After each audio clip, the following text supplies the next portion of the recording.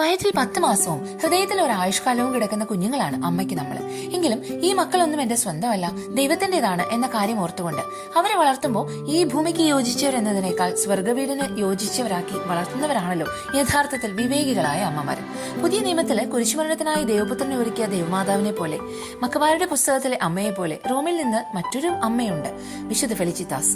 Roman വിജാതീയ ദേവന്മാർക്ക് ബലിയർപ്പിക്കാൻ നിർബന്ധിക്കപ്പെട്ടപ്പോൾ ആ അമ്മ തന്റെ 7 മക്കളെയും അടുത്ത് വിളിച്ച് ഓർമ്മിപ്പിച്ചു, ഈശോയും അവിടുത്തെ വിശുദ്ധരും സ്വർഗത്തിൽ നിങ്ങളെ കാത്തു നിൽക്കുന്നു, അവിടേക്ക് നോക്കി അവിടുത്തുള്ള സ്നേഹത്തിൽ ധീരതയോടെ വിശ്വസ്തരായിരിക്കുവൻ എന്ന്.